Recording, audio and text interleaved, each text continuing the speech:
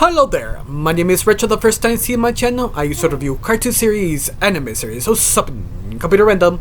And today we talk about the first impression of season 2 of Primal. And basically these two episodes sort of continue on what left of the final season. That Spear started reacting to Mira, that Mira was captured and dragged once again to where she belongs.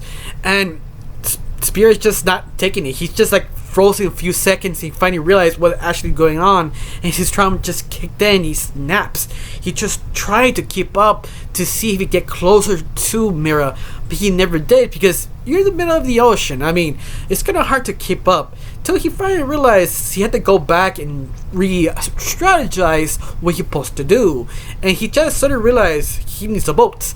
So he had to basically trying to make a boat, but he sort of snapped because of his trauma, because he's not fast enough. He cannot save Mira, so he was just hitting crazy with the trees, trying to knock them down one by one. But basically Fang just sort of kind of confused. She trying to understand fear, and Spear and Fang tried, oh, you want trees, I give you trees. And he tried to help out, and they eventually finally make a boat. But they also have another problem, that the boat, that Fang doesn't want to really go in the boat, or don't understand how to get in the boat. And Spear trying to kind of convince her, trying to bribe her, just get in the boat, please sweetie, just get in the boat. I love it. He tried to give food, kind of sweeten the deal to convince Fang to finally get on the boat and go in the ocean. But there is another problem. After he gets enough speed to get off the island, everything sort of stops. Like, he just doesn't really realize he not actually really thought this through, because now he had to push the raft with Fang on top of it. He just forcing it, trying to swim, pushing it till he just got tired. Till Fang finally realized, I can help, I can do the same thing. He uses his tail. But there's another problem, that Spear realized he needs food, he needs a paddle, he needs shade. He really not thought this through. This was sort of a suicide mission because he has nothing to actually compensate. And top of all this is new waters from Spear, because he started freaking out these strange animals that he never seen before, like a whale that just passing through. He's sort of freaking out, but also freaking out he's kind of has no food to actually eat. Till he tries to go in the ocean to get fish, but there is no fish. Till he meets a giant goddamn turtle. This thing was huge, and I was sort of amazed of the fight scene with Spear and the turtle 101, because the turtle would not go down, and Spear is pretty strong. He tried to strangle it, try to give it a bear hug, but it's once more he also realized, yeah, I need a Fang for this. So he sort of gives a strategist to drag him in the how you call it, the little boat he made to Spear to actually kill it. But this is a point I realized how much good this show really got, because I was scared after they killed the turtle, dragging in top of the boat, but because Fang grabbed the head and trying to drag it, but it almost ripped the head off and leave the rest of the body to drown inside, because let's face it, Spear is strong but not stupid strong. So I was sort of panicking. They also gotta drop the whole body, the whole food they tried to kill before they lose all that food. I mean, you realize how well written or shown to how you feel about this. You actually care about these two characters not losing their food. I'm sorry I'm sort of stuttering. I'm kind of dragging here because I couldn't yet find the right word.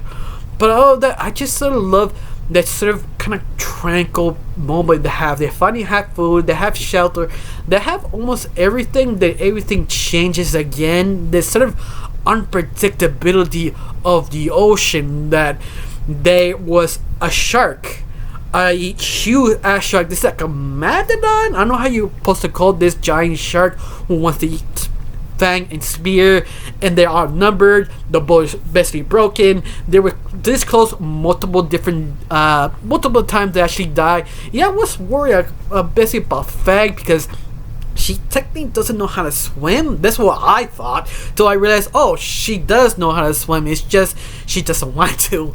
But once more, I love it that sort of kind of our eerie death scene that they have no other choice to kill this sort of shark. They had to use all the broken raft to find and kill it.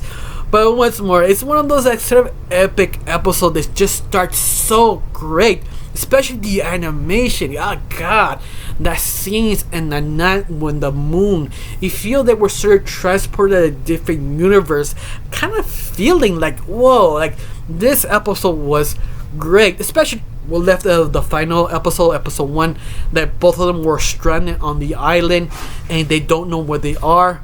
And that was starts episode 2, that Fang trying to find Spear, but Fang doesn't know where Spear is.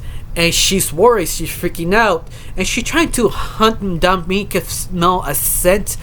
She accidentally met another dinosaur like her, but doesn't know what to feel. Should I go with him? Should I not go with him? You love it that sort of you have to kind of reinterpret their relationship, that you don't know she adopted him or they in a relationship or what, because they have this sort of muddy waters that Spirit does not fear. Fang doesn't want to be with this dinosaur, but why not? I'm lonely. I can't find Spear. Especially I love they have that sort of date, you could say, because they were sort of hanging around, eating, hunting, but especially they find this fruit. I don't know what it is. I think they're peaches, and they got sort of drunk or high, one or the other. They have this sort of moment they kiss each other, just knocked out because of the fruit. But all of that was adorable. But I wasn't sure what they're leading up to till you kind of find out what happened to Spear.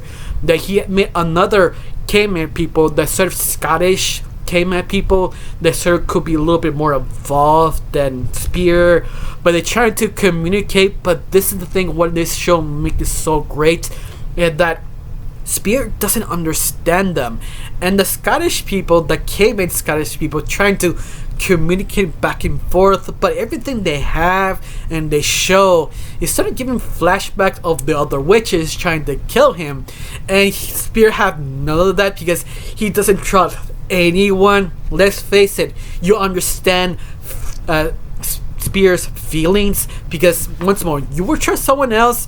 Like, every single day they attempted to kill you, caveman or dinosaur or whatever bumps up the night. I mean, I would be the same thing, because let's face it, after Spear woke up, realized what's going on, he just ran crazy, pushing everybody around. But I have to admit, Spear was a badass. I mean, God, he could take dinosaurs, he could take his own caveman folk, he could take anyone down, even with a broken arm or located arm, I guess, because once more, you have to reinterpret this. But everything just was great. That fight scene, that chase scene that you go to the village, but especially the village elder who tried to basically calm down everybody, trying to calm down Spear. They tried to communicate, and Spear like, yeah, I'm not buying this, like, go away, leave me alone. But I love it, the village elder really tries to communicate, tries to get him water, get him food, just to chill, to check his arm out. But I love it that I have that sort of respect while talking that much, because once more, they cannot communicate because they have two completely different languages. But I love it that Spear kind of understand that. He was sort of doing pretty well in the village, at least what we can see in some of the little scenes they're actually giving us. But I love everything sort of connected back to Fang, because Fang, her friend, go in the village trying to kill all the other cavemen, but we don't know why. They just sort of accidentally bump into the little village, and the dinosaurs trying to eat other people.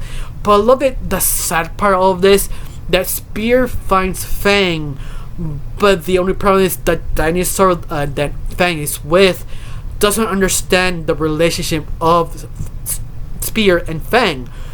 But they have this sort of duality that should I trust the dinosaurs or do not trust the dinosaurs? That sort of duality that both have. Like, Spear trying to say do not find the dinosaurs, and the dinosaurs trying to eat them, and they did, some of them, and vice versa. That Fang trying to convince his dinosaur buddy to not eat the villagers, but once more had to push back Spear. And that's sort of, you can't communicate, you have to read their expressions, feel their emotions, just their tears, their eyes, their movements.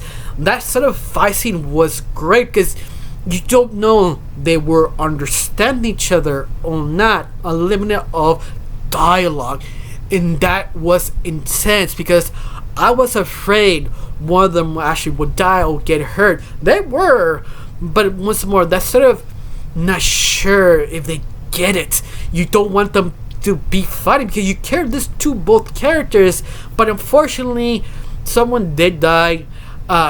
Fang's buddy, that he pushed him off the edge to protect Spear, trying to reason with Spear by accidentally killing his best friend. I guess his boyfriend, his best friend, or adopted son. I don't know. You tell me your interpretation of this couple, I guess. I don't know. But anyway, you feel the emotion of Fang that I killed the only dinosaur like me, and she's sort of depressed, and Spear realized what's actually going on, and he didn't know what to do. He didn't know how to cope with her. He just said, it happened, let's go off the village. And that sort of sadness, I felt it. But one of the things is so interesting is the village elder trying to convince Spear to not leave with Fang, stay with us, you suffer with us. And I don't know if Spear understood because once more the language barrier, but he didn't care. Spear and Fang are the same. He hurts, she hurts. She hurts, he hurts. He follows where she follows. And that sort of kind of bromance you respect, you understand, you just get it. Sometimes you can't stop bad things happening around you, even with your own loved ones. It just hurts me. It was a great 2 episodes. I really admit it. In fact, what is your interpretation? Because at the very end, this is just an interpretation because there is no dialogue. I got nothing else to say, just one thing. Thank you for watching. Don't forget to subscribe and have a wonderful day. Bye.